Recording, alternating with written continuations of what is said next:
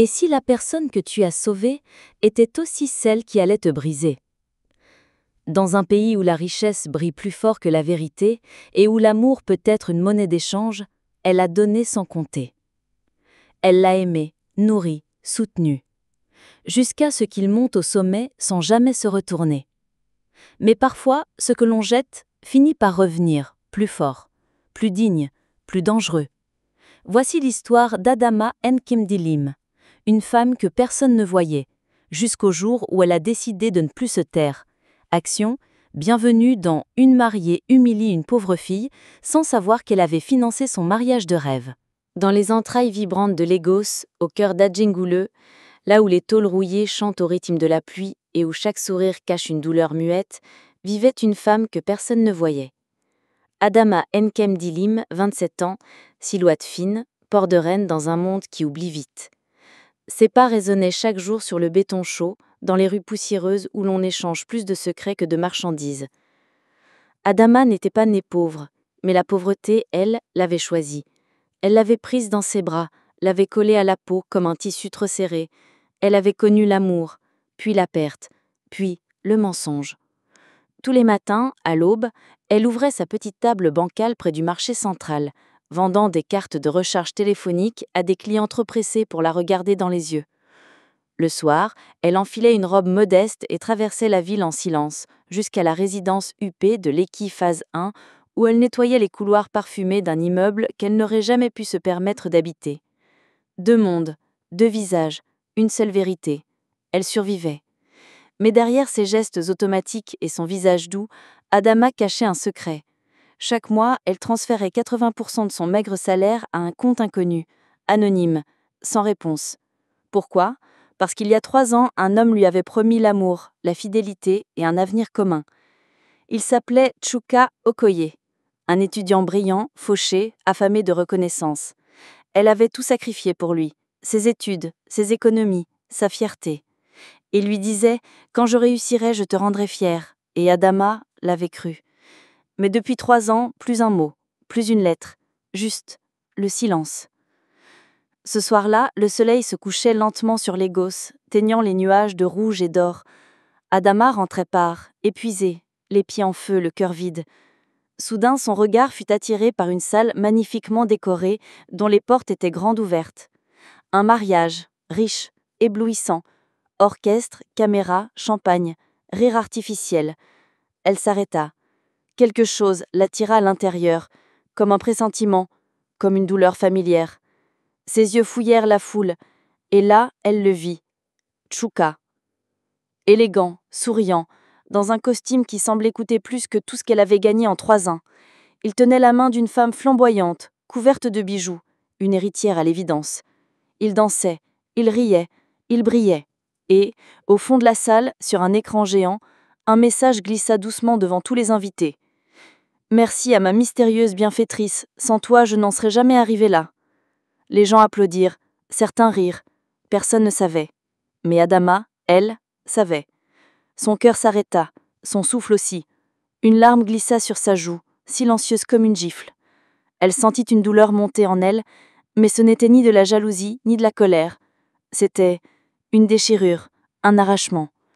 Elle n'avait pas seulement perdu un amour, elle avait financé son propre effacement. Adama recula lentement, puis se retourna. Ses pieds tremblaient, mais son regard, lui, était devenu fixe, profond, presque glacé. Cette nuit-là, pour la première fois depuis des années, elle ne pleura pas. Elle prit un cahier vide, s'assit sur le lit de Fortine qu'elle partageait avec sa petite sœur et écrivait une phrase. « Si la vérité doit éclater, elle éclatera en silence. » Ce n'était plus une femme brisée. C'était le début d'un feu discret. Dans une ville où les apparences règnent, une femme invisible venait d'ouvrir les yeux. Et ce que Chuka ne savait pas, c'est qu'en trahissant Adama, il venait de réveiller un destin endormi. Le lendemain matin, les rues de Lagos n'avaient pas changé.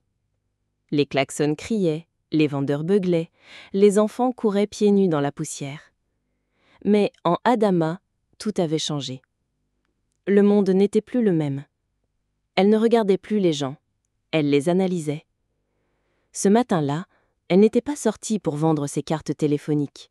Non, elle avait pris un cahier et une idée. Assise dans un cybercafé étroit, au ventilateur agonisant, elle tapa un nom qu'elle avait longtemps refusé de chercher. Chuka Okoye, avocat Lagos. Les résultats s'affichèrent. Brutaux. Un homme à la télé, des conférences, des photos de gala, des interviews. Il était devenu une figure montante du droit corporatif. Mais Adama vit plus que ça. Elle vit des entreprises douteuses, des sociétés écrans, des dépôts bancaires étranges. Il n'était pas qu'un traître amoureux, il mentait à tout le monde. Elle imprima chaque document, chaque lien. Le dossier devint lourd, mais dans ses mains, il était léger comme une promesse. Ce n'était plus seulement une affaire de cœur, c'était une question de justice. Ce soir-là, elle retourna à la résidence de luxe pour son travail de ménage. Un monde en marbre et silence. Elle nettoyait les escaliers du penthouse suite quand une voix l'interrompit. Une femme, élégante, riche, en peignoir de soie. Une résidente. Elle dit « Toi, tu as l'air plus intelligente que les autres? Tu sais lire ?» Adama répondit « Oui, madame. » « Viens demain, j'ai besoin d'aide pour trier mes papiers. J'ai mal au dos. Je paierai bien. » Le destin venait de frapper à la porte. Cette femme, Madame Bizi Falana, était la tante par alliance de Chuka. Mais elle ne le savait pas encore. Et Adama, elle, ne dit rien. Le lendemain, elle revint, non pas en femme de ménage, mais en assistante silencieuse. Elle classait les papiers, écoutait les appels, notait les noms.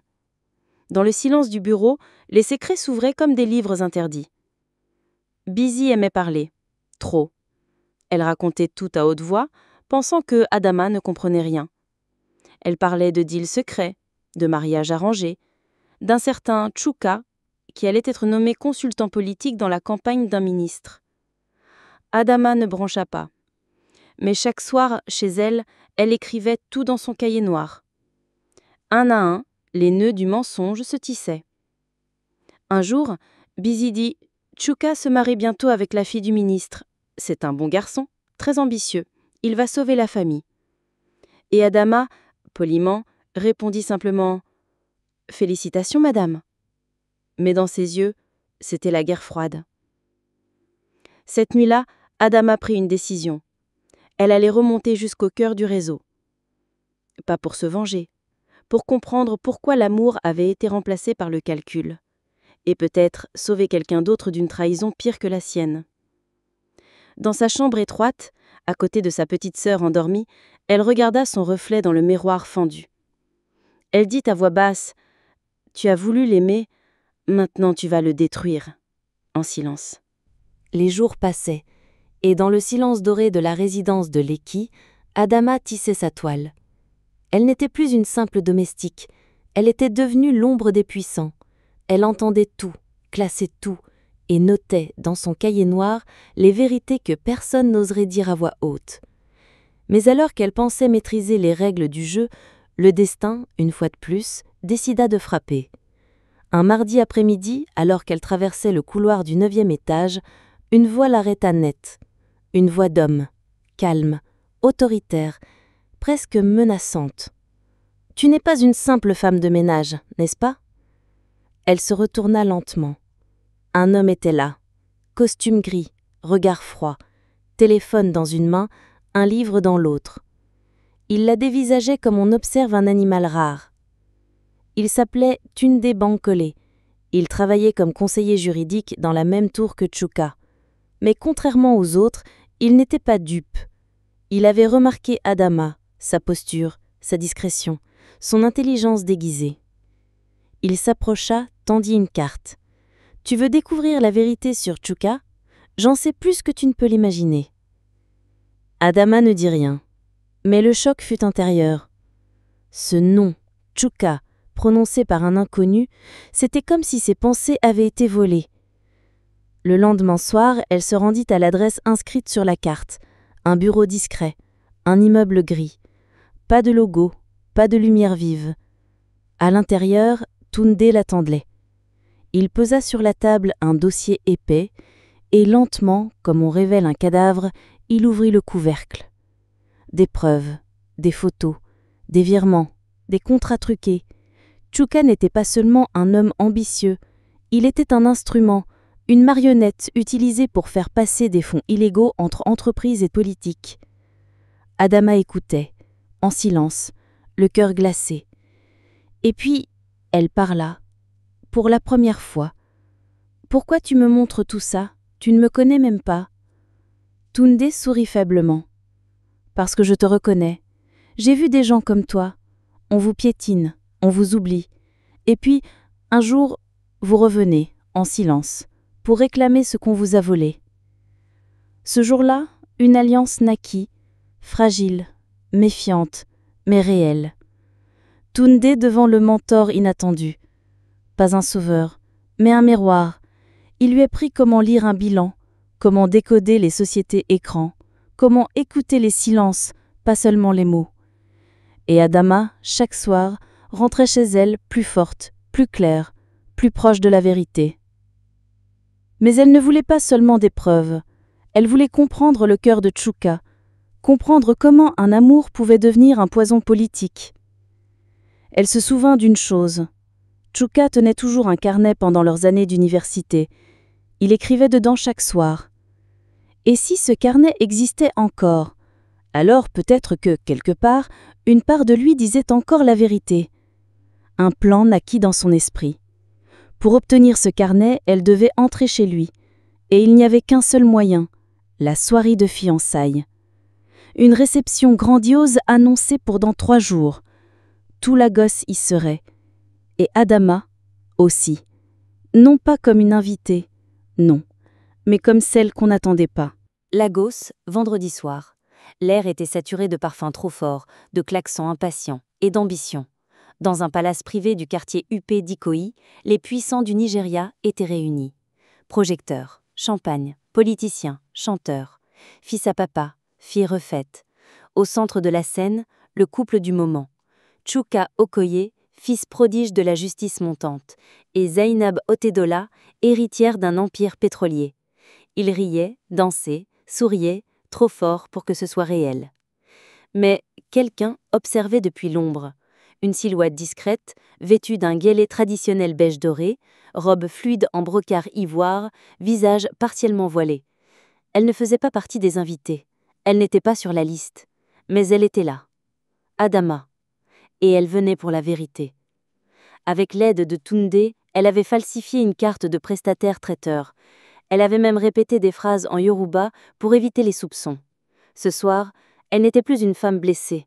Elle était une enquêtrice invisible, une guerrière déguisée. Dans la grande salle, les flashs éclataient, les discours flatteurs s'enchaînaient. Tchouka levait les bras au ciel comme un politicien déjà élu. Mais Adama, elle, regardait ailleurs. Elle ne voulait pas son visage. Elle voulait sa vérité. Elle repéra un escalier latéral menant à une suite privée. Garde léger, porte entr'ouverte, timing parfait. En 1 minute, elle monta. En 2, elle était à l'intérieur. Dans la chambre nuptiale réservée aux mariés. Le cœur battant, elle fouilla. Tiroir, placard, malle. Et puis, elle le trouva. Un carnet. Noir, relié cuir, abîmé sur les bords. Elle le reconnaîtrait entre 1000. C'était celui de Tchouka, celui qu'il tenait pendant leurs études. Tremblante, elle l'ouvrit. Et ce qu'elle lut, la brisa. Il y avait son nom, partout. Des poèmes, des confessions, des remords. Il écrivait « Adama m'a tout donné, même ce qu'elle ne possédait pas. Je l'ai laissée dans l'ombre parce que la lumière me faisait peur. Mais je la vois partout, même dans les yeux de Zainab.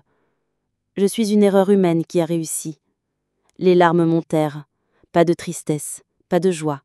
Juste une fatigue immense. Elle voulait partir, fuir, respirer. Mais en sortant, elle tomba nez à nez avec Tchouka. Il la fixa, silencieux, immobile. Son visage blêmi. Elle portait encore son voile, mais il sut immédiatement. Adama ? Silence. Juste leur souffle, 2 âmes face à face. Entre elles, un passé trop lourd, un avenir incertain. Elle lui tendit le carnet, sans un mot, et il murmura « Pourquoi t'es venue ici ?» Elle répondit enfin Pas pour toi, pas pour moi, juste pour savoir si j'ai été réelle ou juste une marche vers ton trône. Il voulut parler, s'expliquer, tendre la main. Mais derrière lui, des pas s'approchaient. La famille, les invités, les gardes. Adama recula, disparut, comme un fantôme, comme un souvenir qu'on ne peut effacer. Cette nuit-là, elle s'assit sur le toit d'un immeuble en périphérie, le carnet sur les genoux, le cœur à nu. Elle réalisa quelque chose d'immense.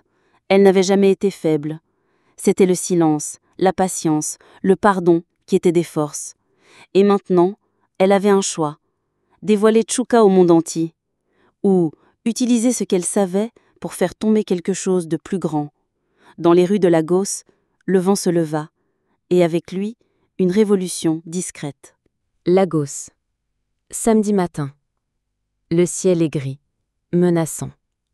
L'air est lourd, comme si la ville elle-même pressentait quelque chose. Adama est assise dans un bus bondé, carnet de Tchouka dans les mains, enveloppé d'un tissu. Elle ne le lit plus. Elle le porte comme une bombe. Car ce qu'il contient peut détruire une carrière, un mariage, un réseau de pouvoir, mais aussi sa propre tranquillité, sa vie. Le silence lui a coûté une partie de son cœur, mais parler pourrait lui coûter bien plus. Elle descend du bus dans un quartier discret, pas Lekki, pas Ajegunle, un entre-deux. Une maison modeste mais propre, grillagée. Une plaque dorée sur le mur. Cabinet d'investigation privée, Adeyemi & Co. C'est là que travaille Tunde, son allié. Il la cage avec un regard soucieux. Il sent que quelque chose a changé. Elle s'assied face à lui, pose le carnet. J'ai eu. Il dit la vérité. Trop. Tunde l'ouvre, lit, siffle. Il comprend rapidement que ce qu'elle détient peut démanteler tout un cercle politique. Si tu publies ça, Adama, tu ne seras pas une héroïne. Tu deviendras une cible. Elle le fixe sans ciller. Je ne veux pas la gloire. Je veux l'équilibre. Je veux qu'il paye. Tunde secoue la tête. Et s'il n'était qu'un pion? Silence. Cette phrase comme un éclair dans son esprit. Et si Tchouka n'était pas le sommet, mais juste un maillon faible, trop lâche pour dire non? Elle repense à ces mots dans le carnet. Je suis une erreur humaine qui a réussi. Il n'a pas construit le système. Il s'y est accroché, comme un noyé à une planche pourrie. Elle sort dans la rue. Il pleut maintenant. Les gouttes lavent son foulard, mais pas ses doutes. Elle marche. Elle pense. Elle entend le bruit du choix. Ce soir-là, elle rentre chez elle. Sa petite sœur, Ifunanya, 11 ans, l'attend avec des dessins à la main. Elle rit, parle de l'école. Et Adama réalise quelque chose de terrible. Si elle tombe, Ifunanya tombe aussi. Elle reste éveillée toute la nuit. Devant elle, 2 enveloppes.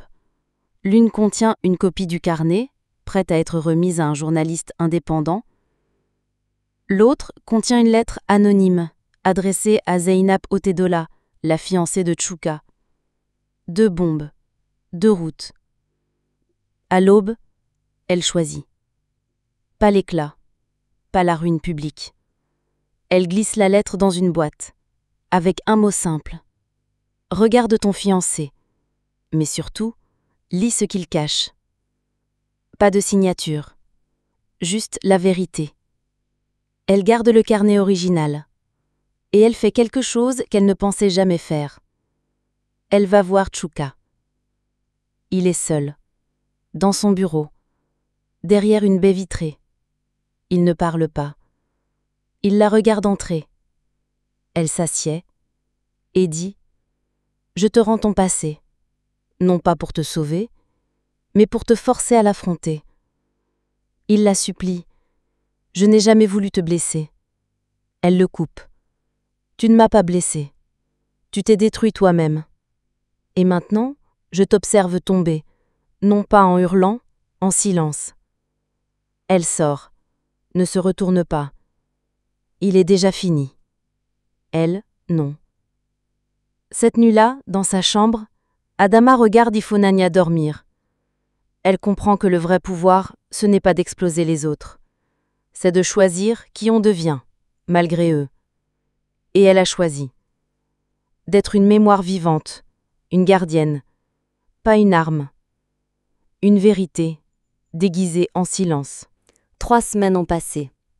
3 semaines de silence. Ni les journaux, ni les réseaux, ni les radios n'ont parlé du scandale. Mais dans les couloirs du pouvoir, les visages ont changé de teinte. Les sourires se font nerveux, les regards se détournent. Chouka a disparu des événements publics. On parle d'un départ précipité vers Abuja. On chuchote que la fiancée l'a quitté, que les deals ont été gelés, que son avenir a glissé. Rien d'officiel, rien de spectaculaire. Mais Adama le sait. La vérité n'a pas besoin de bruit pour faire tomber un empire.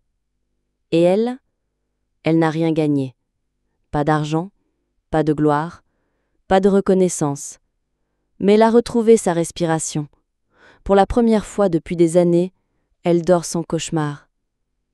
Un matin, alors qu'elle marche dans son quartier, une voisine l'appelle. « Adama, je t'ai vu dans l'émission de Sadé TV. » Elle fronce les sourcils. « Moi ?» La femme hoche la tête. « Tu es passé derrière Madame Falana. Elle parlait de toi sans te nommer. Elle a dit « Cette jeune fille m'a rappelé que la vraie dignité se cache dans les détails silencieux. » Adama sourit. Un vrai sourire. Pas un masque, pas une défense. Juste de la reconnaissance intérieure. Ce jour-là, elle reçoit un appel inattendu. Une ONG locale qui travaille avec de jeunes femmes déscolarisées l'invite à témoigner dans un atelier. Vous avez été femme de ménage, étudiante et mentor. On dit que vous avez aidé une femme influente à redécouvrir l'humilité. Nous voulons que nos filles vous écoutent. Adama hésite, longtemps, puis accepte. Elle n'a jamais parlé en public, elle n'a jamais osé se dire légitime. Mais ce jour-là, devant 27 jeunes filles, certaines enceintes, d'autres silencieuses comme elle l'était, elle se lève et parle. Elle ne dit pas de grands discours, elle ne cite pas de livres. Elle dit simplement « J'ai aimé un homme, et j'ai cru qu'aimer, c'était s'effacer. Mais j'ai compris que la plus belle des preuves d'amour, c'est de ne pas se perdre soi-même. » Les filles la regardent, figées. Certaines pleurent, d'autres se lèvent pour la prendre dans les bras. Et ce jour-là, une graine est semée. Les semaines passent. Adama n'est plus invisible. Elle devient formatrice silencieuse, conseillère discrète, sœur d'âme. Pas une star, pas une influenceuse, juste une femme vraie. Elle continue à nettoyer des bureaux, mais aussi à corriger des lettres de motivation. Elle continue à vivre avec sa sœur, mais maintenant, Ifunanya rêve de devenir avocate. Et elle lui dit « Pas pour défendre les puissants, pour protéger celles qu'on veut faire taire. » Un soir, en rentrant, elle trouve une enveloppe brune devant sa porte. Aucune signature. Juste une phrase manuscrite. « Tu m'as sauvée sans me détruire. Je ne t'oublierai jamais. C.O. » Elle ne pleure pas. Elle ne sourit pas. Elle déchire l'enveloppe et la jette dans le feu. Ce chapitre est clos. Mais elle-même, Adama Nkem Dilim, vient tout juste de naître pour la 2e fois. Parce que certaines fleurs ne poussent que dans l'ombre. Il est 5 heures du matin. Lagos se veille lentement. Les mosquées appellent à la prière. Les premiers klaxons grondent. Mais dans une petite maison au mur bleu, une femme est déjà debout. Adama. Drapée dans un pagne simple, foulard noué, regard droit. Elle prépare du thé pour sa sœur, Ifunanya, qui dort encore. Elle ne parle pas. Elle n'a plus besoin de mots pour exister. Ce matin-là, elle reçoit une lettre recommandée, un cachet officiel, une signature dorée. Elle l'ouvre lentement, lit, reste silencieuse. L'Université de Lagos l'invite à recevoir le prix Courage féminin 2025 pour son engagement discret envers la dignité des femmes. Son nom a été proposé anonymement. L'événement sera public, médiatisé. Le prix est prestigieux. Mais pour l'accepter, elle devra se montrer, revenir au monde. Et ça, c'est un autre combat. Elle marche longtemps ce jour-là, se rend dans les rues où elle a connu la faim, regarde les jeunes filles vendre des sachets d'eau, les garçons crier pour des passagers. Elle s'assoit dans un kiosque et se parle pour la première fois à haute voix. Je ne suis pas une femme exceptionnelle. J'ai juste décidé de ne pas laisser ma souffrance devenir une arme. J'ai aimé, j'ai été trahie, et pourtant, j'ai choisi de rester entière. Si ce prix peut inspirer une seule jeune fille à ne pas se taire, alors je l'accepte. Pas en mon nom, mais au nom de celle qu'on ne voit jamais. Les reines silencieuses. La cérémonie a lieu dans un amphithéâtre bondé. Des caméras, des visages, des fleurs. Une chaise vide. Elle. Les organisateurs attendent, murmurent, doutent. Et puis, elle arrive. Simple, élégante, sereine. Pas en diva, en reine silencieuse. Elle monte sur scène. Ne regarde pas la foule. Elle regarde le ciel. Elle parle. Mais pas longtemps. Je ne suis pas une femme exceptionnelle.